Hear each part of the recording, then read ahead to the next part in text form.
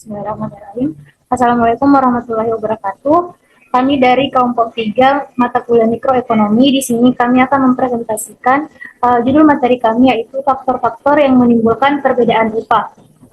Adapun nama kelompok kami yaitu yang pertama Herni, yang kedua Nadia Sakina atau saya sendiri, yang ketiga Irna, kemudian yang keempat Nur Syafika Rafid, dan yang kelima Fikranti. Langsung saja untuk mengefisienkan waktu, kita masuk kepada materi pertama yaitu pengertian upah. Undang-Undang Nomor 13 Tahun 2003 tentang Ketenagakerjaan menetapkan bahwa upah adalah hak tenaga kerja untuk memperoleh imbalan berupa uang atas jasa yang telah atau akan mereka berikan. Besaran dan cara pembayarannya diatur melalui perjanjian kerja, kesepakatan bersama, atau ketentuan perundang-undangan, dan turut mencakup tunjangan bagi pekerja beserta keluarganya. Adapun pengertian upah menurut Undang-Undang tahun 2025, yaitu upah merupakan imbalan baik berupa uang maupun kompensasi lain yang dibayarkan oleh pemberi kerja kepada karyawan atas jasa yang telah diselesaikan dalam periode tertentu.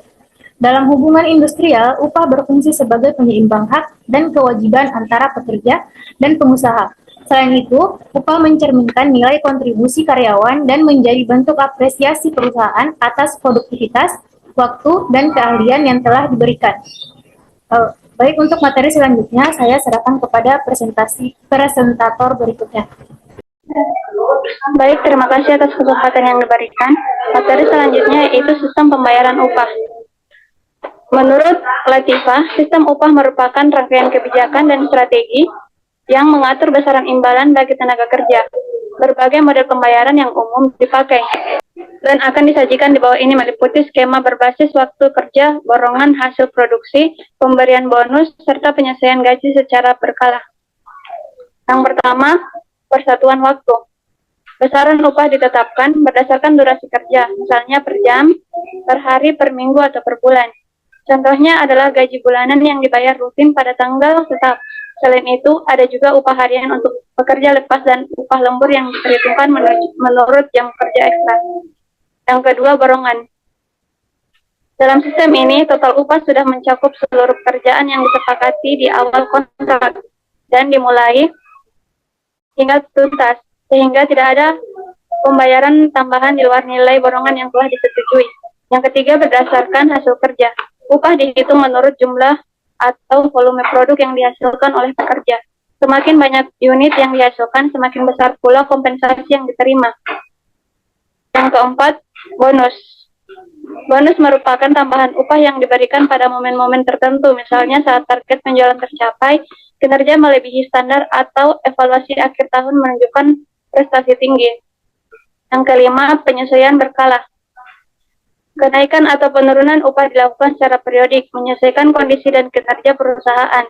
Saat perusahaan berkembang, gaji karyawan dinaikkan. Sebaliknya, penurunan kinerja dapat berimbas pada pengurangan upah.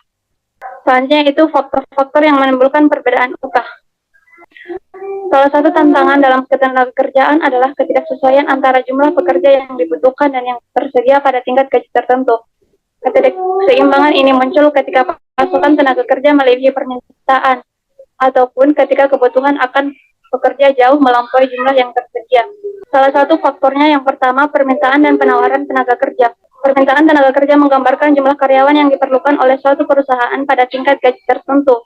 Kajian ini dapat dilakukan pada dua tingkatan, secara mikro dengan fokus pada kebutuhan tenaga kerja di dalam suatu perusahaan atau lembaga, dan secara makro dengan melihat keseluruhan industri secara agregat.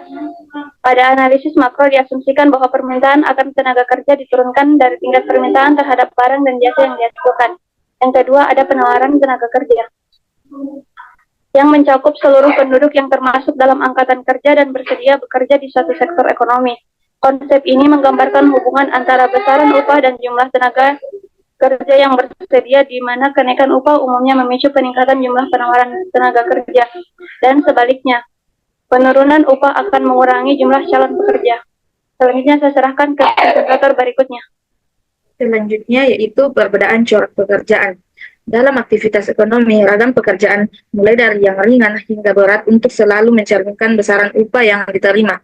Upah sendiri ditentukan oleh kompensasi terhadap resiko dan kondisi kerja Pekerjaan yang memerlukan tenaga besar atau berlangsung di lingkungan kurang nyaman biasanya dibayaran lebih serta oleh ahli dan kualifikasi, di mana tugas yang menuntut pendidikan tinggi, sertifikasi, atau keterampilan khusus cenderung diberi upah premium.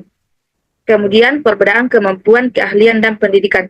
Mereka yang berpendidikan dan berketerampilan rendah biasanya menghadapi lebih banyak kesulitan, sedangkan pekerja dengan latar belakang pendidikan dan keterampilan tinggi justru menikmati kondisi sebaliknya. Selanjutnya saya serahkan ke presentator berikutnya. Selanjutnya ada pertimbangan bukan keuangan. Daya tarik suatu pekerjaan tidak hanya ditentukan oleh besarnya gaji. Faktor tersebut ketersediaan perumahan, jarak tempat tinggal karyawan, lokasi apakah di pusat kota atau daerah terpencil, serta pertimbangan lain juga sangat berpengaruh. Yang kelima ada mobilitas tenaga kerja. Upah untuk jenis pekerjaan yang sama bisa berbeda antara wilayah. Perbedaan ini memicu perpindahan tenaga kerja ke daerah dengan imbalan lebih tinggi. Namun, hambatan dalam mobilitas pekerja menciptakan disparitas upah yang sesungguhnya dipengaruhi oleh dua faktor. Saya serahkan ke pemateri berikutnya. Baik, selanjutnya itu faktor geografis. Nah, faktor geografis di sini merujuk pada pengaruh lokasi atau wilayah tempat seseorang bekerja yang dapat menyebabkan perbedaan upah. Ada 3 aspek yang mempengaruhi upah berdasarkan faktor geografis. Nah, yang pertama itu ketersediaan tenaga kerja dan permintaan. Di daerah dengan ketersediaan tenaga kerja yang melimpah, upah cenderung lebih rendah karena persaingan yang tinggi. Sebaliknya, di daerah dengan tenaga kerja terbatas dan permintaan tinggi, upah biasanya lebih tinggi. Yang kedua, regionalisasi ekonomi.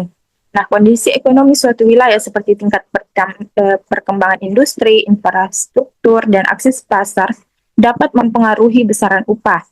Wilayah dengan ekonomi maju cenderung memberikan upah yang lebih tinggi dibandingkan wilayah yang kurang berkembang. Dan yang terakhir, perbedaan wilayah.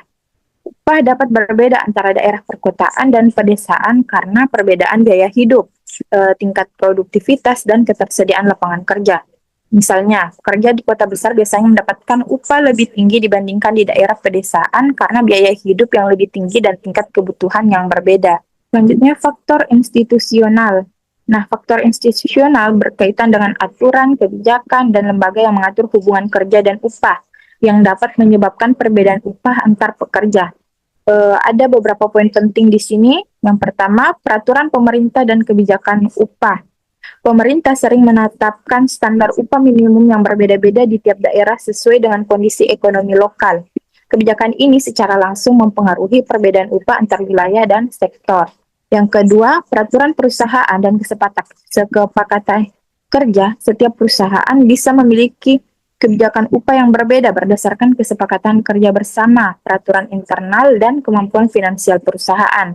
Yang ketiga, hukum dan regulasi ketenagakerjaan. Implementasi aturan seperti upah lembur, tunjangan, dan perlindungan hak pekerja dapat berbeda antar institusi dan perusahaan. Misalnya, perhitungan upah lembur yang tidak sesuai dengan peraturan pemerintah dapat menimbulkan perbedaan upah lembur antar pekerja. Dan yang terakhir, perbedaan gender dan diskriminasi. Faktor institusional juga mencakup perbedaan upah yang muncul akibat diskriminasi gender atau kelompok tertentu yang diatur atau diatur ulang oleh kebijakan ketenagakerjaan dan hukum. Saja dari saya kembalikan ke moderator. Nah, kesimpulan dari materi faktor-faktor yang menimbulkan perbedaan upah yaitu upah merupakan hak dasar setiap pekerja yang dijamin oleh Undang-Undang Nomor 13 Tahun 2003 tentang Ketenagakerjaan. Di Indonesia terdapat berbagai sistem pembayaran upah, antara lain berdasarkan satuan waktu, borongan, hasil kerja, bonus, dan penyesuaian berkala. Perbedaan upah antar tenaga kerja dipengaruhi oleh beragam faktor, antara lain permintaan dan penawaran tenaga kerja, jenis pekerjaan, tingkat pendidikan, dan keahlian. Pertimbangan non-finansial, mobilitas kerja, lokasi geografis, serta kebijakan institusional. Ketidakseimbangan dan perbedaan ini dapat menimbulkan ketidakpuasan di kalangan pekerja jika tidak dikelola dengan adil dan transparan.